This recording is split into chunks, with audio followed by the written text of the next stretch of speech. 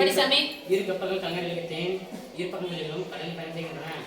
இரு கப்பல்களிலிருந்து கலங்கரைவிளக்கத்தின் உச்சியின் முறையே 30 டிகிரி மற்றும் 45 டிகிரி. கலங்கரைவிளக்கத்தின் உயரம் 200 மீட்டர்.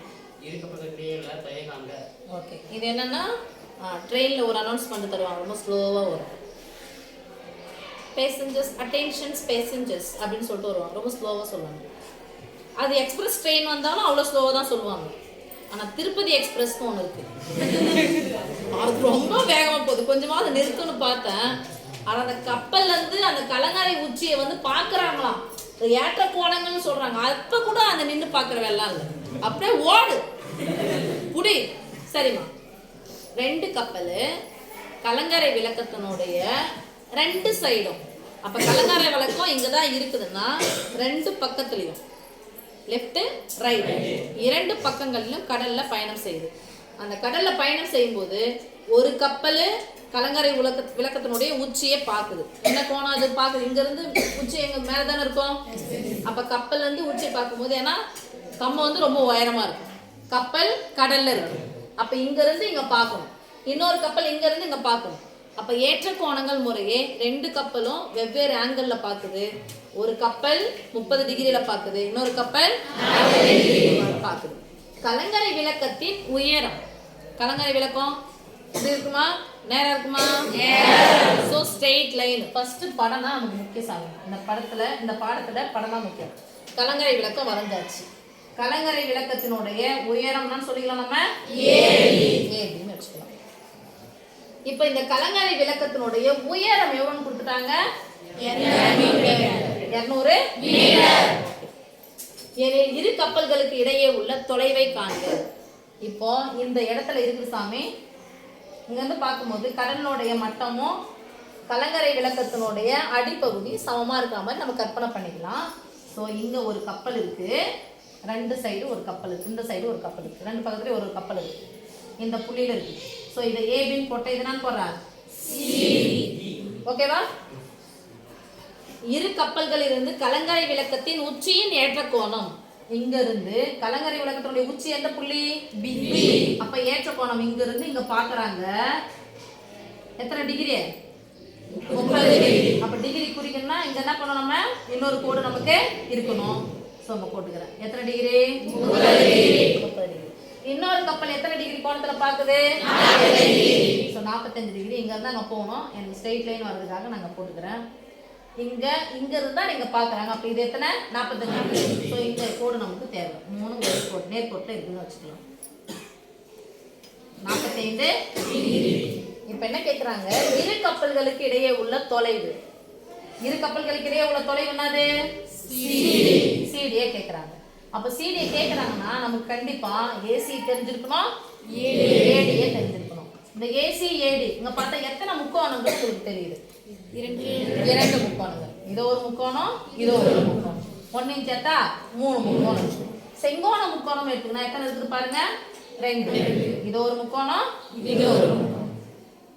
இந்த செங்கோண முக்கோணத்துக்கு ஆப்போசிட்ல இருக்குதுன்னா அது கர்ணம். இதுக்கு ஆப்போசிட் இருக்கிறது கர்ணம். இங்க இந்த கோணத்துக்கு எதிர் திசையில் இருக்குது என்ன பக்கம்? சொல்ல மாட்டேங்குது. அப்ப இது இந்த கோணத்துக்கு எதிர் திசையில் இருக்கிறது எதிர்பக்கம். இது எதிர்பக்கம் எனக்கு தெரியும், அடுத்துள்ள பக்கம் எனக்கு தெரியாது. இந்த செங்கோண முக்கோணம் தனியா எடுத்துக்கிறோம், இந்த செங்கோண முக்கோணத்தை தனியா எடுத்துக்கிறோம். ஸோ இந்த 2 செங்கோண முக்கோணத்துலையும் எதிர்பக்கம் எனக்கு தெரியல, எதிர்பக்கம் எனக்கு தெரியுது, அடுத்துள்ள பக்கம் எனக்கு தெரியல. ஒரு கோண அளவு கொடுத்துட்டாங்க, ஒரு கோண அளவே கொடுத்தாச்சு.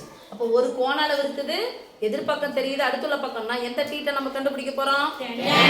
tan θ ஃபார்முலா என்னது? எதிர்பக்கம் எத்தனை செங்கோண முக்கோணம் இருக்குது? 2 செங்கோண முக்கோணம். 2ஓட நிறுத்திக்கலாம். வாய்ப்பு 2 செங்கோண முக்கோணம். அதுக்கு முன்னாடி நம்ம எழுத போறோம். படத்துல நம்ம சொல்லியாச்சு, இப்போ எழுத போறோம். நீங்க என்னன்னா மனைகர் பரீட்சைலாம் எழுதும்போது 1 வேர்ட்ல தான் இதை குறிக்க போறீங்க. அதனால விலா வரைய எழுதணும் அவசியம் இல்லை. படம் போட்டீங்கன்னா டக்கு டக்குன்னு போட்டு முடிச்சிருவீங்க. இப்போ 5 மார்க் கொஸ்டின் நம்ம எழுத போறோம். தெரிஞ்சுக்கலாம். இந்த படம் வரைஞ்சிட்டா படம் வரையும் போது உங்களுக்கு தெரியுதுன்னா எழுதுறான்ல, ஏபி அப்படிங்கிறது கலங்கரை விளக்கம். தீர்வு ஆன்சர் எழுதும் போது தீர்வுலாம் எழுதி உட்காந்து டைம் வேஸ்ட் பண்ணி வச்சுக்கூடாது. கணக்கு என்ன போடணும், ஆன்சர் போட்டுக்கிட்டே இருக்கணும். சரியா? நான் கணக்கு எழுதுனால இங்கே நான் தீர்வுன்னு எழுதுறேன். ஏபி அப்படிங்கிறது என்ன சாமி?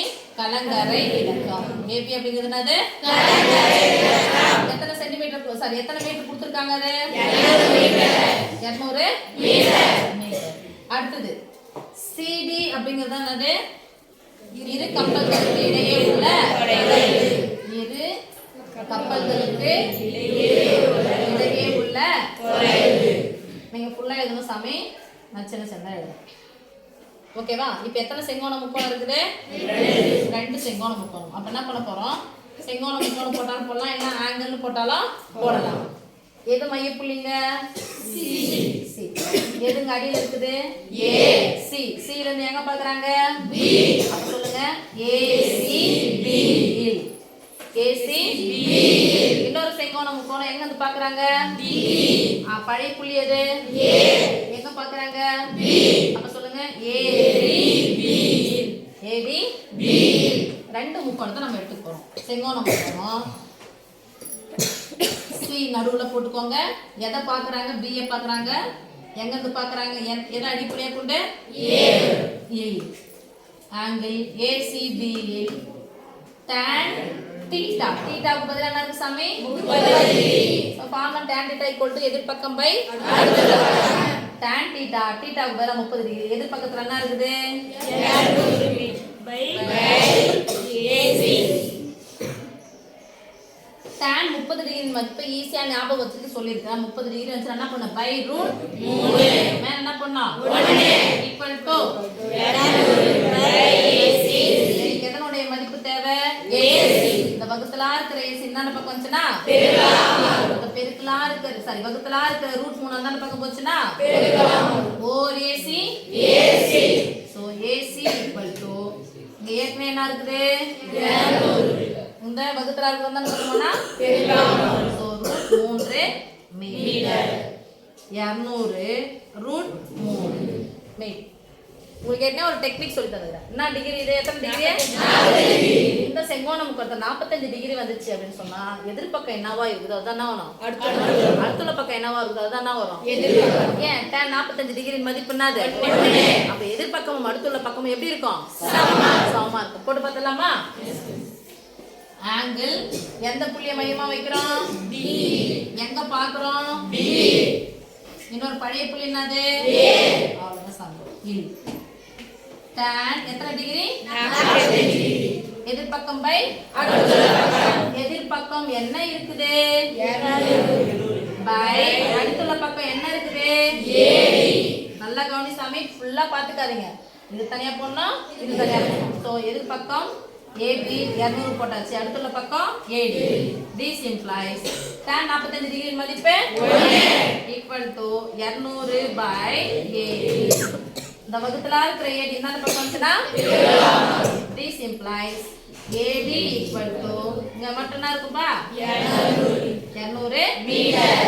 சோ இங்க என்ன போட போறோம்? AD க்கு 200 மீட்டர்னு போடுறோம். அவங்க என்ன கேக்குறாங்க? இரு கப்பல்களுக்கு இடையே உள்ள தொலைவு நமக்கே தெரியும். இது ரெண்டுத்தையும் என்ன பண்ண போறோம்? பெருக்க போறோமா? கூட்டணும். என்னடா அப்படி சொல்லிட்டீங்க பொசுக்குன்னு? CD இதையும் கூட்டினா மொத்தமா கிடைச்சு போகுது. இது ஒரு 3, இது ஒரு 2 இருந்துச்சுன்னா மொத்தம் எத்தனை வரப்போகுது? 3 2 கூட்டினா 4. பாடா படிச்சு தப்பா போல யோசிக்குது. CD இரண்டு கப்பல்களுக்கு இடையே உள்ள தூரம் இந்த டிஸ்டன்ஸையும் கூட்டினா நமக்கு தெரிஞ்சிட போகுது. கலங்கரை விளக்கத்துக்கு இது இவ்வளவு தூரத்துல இருக்குது, இது இவ்வளவு தூரத்துல இருக்கு. ரெண்டுத்தையும் கூட்டினா நமக்கு ஆன்சரே முடிஞ்சிச்சு. இப்போ 200 கூட்டி 400ன்னு ஏன்னா போடுன்னு நினைப்பீங்க. போடணுமா போடக்கூடாது? ஏன் பக்கத்துல என்ன இருக்கு? சப்போஸ் இங்க ரூட் 3 இருந்துச்சுன்னா ரூட் 3 போட்டுருக்க, 200 கூட்டி 4 கூட நம்ம போட்டுக்கலாம். சரியா? ஆனா அப்படி போடலாமா? இங்க இப்ப போட முடியுமா? கூட்ட முடியுமானா? கூட்ட கூடாது. ஏன்னா இங்க ரூட் 3 எக்ஸ்ட்ரா இருக்கு. இது ஒரு விகிதமுறா எண் இருக்குது. அதனால கூட்டக்கூடவே கூடாது, சேர்த்து கூட்டக்கூடாது. எப்படி கூட்ட போறோம்? 200 சேர்த்து கூட்டக்கூடாது. எப்படி கூட்ட போறோம்னா CD போட்டலாமா? இரு கப்பல்களுக்கு இடையே உள்ள தொலைவு CDன்றது நான் ஏற்கனவே எழுதிட்டோம். எழுதியாச்சா? அப்போ இரு கப்பல்களுக்கு இடையே உள்ள தொலைவுன்னு சொல்லிட்டு நம்ம திருப்பி எழுத வேண்டிய அவசியம் இல்லை. அப்படியே போடலாமா? நீங்க எழுதிட்டு படத்துல எழுதிட்டீங்கன்னா திருப்பியும் CA + ADன்னு போட வேண்டிய அவசியம் இல்லை. படத்துல என்ன எழுதிக்கிறீங்க அப்படியே சொல்லுங்க. 200 √3 + 200 வெளியே எடுத்துலாமா? அப்ப என்ன இருக்கும் இங்க மீதி? 200 வெளியே எடுத்தா மீதி என்ன இருக்கும்? இன்ட் பொதுவா வெளியே எடுக்கணும், எடுத்தாச்சு. இன்ட் போடுறோம். ஓர் ரூட் 3 பிளஸ் சொல்ல மாட்டேங்கிறீங்க. 200 இன்ட் ரூட் 3 இன் மதிப்பு என்னது? 1.732 பிளஸ் 1 என்ன அர்த்தம்? 1.0. முழு எண் நல்லா தெரிஞ்சுக்கணும். தசம எண் அங்க இல்லைன்னா புள்ளி ஒண்ணுமே இல்லைன்னு அர்த்தம், 0 இருக்குன்னு அர்த்தம். ஏன் சொல்றேன்னா நீங்க என்ன பண்ணிடுவீங்க, 7 1 8ன்னு போட்டுருவீங்க, இல்லை 2 1 3 போட்டு போட்டுருவீங்க. தப்பு. இங்க முழு எண் என்ன இருக்கு? 1. இந்த முழு எண் என்னது? 1. அப்ப 1 1 கூட்டினா எத்தனை? 2. சோ 200 இன்டு முழு எண்ணை கூட்டினா 2ன்னு வந்துச்சு. மீதி புள்ளிக்கு அப்புறம் என்ன இருக்கு? 7. இப்ப எதால பெருக்கினா மட்டும் போதும்? 2ஆல பெருக்கிடுங்க, 2 0 சேர்த்துக்கோங்க. 2 4 3 6 7 14க்கு 4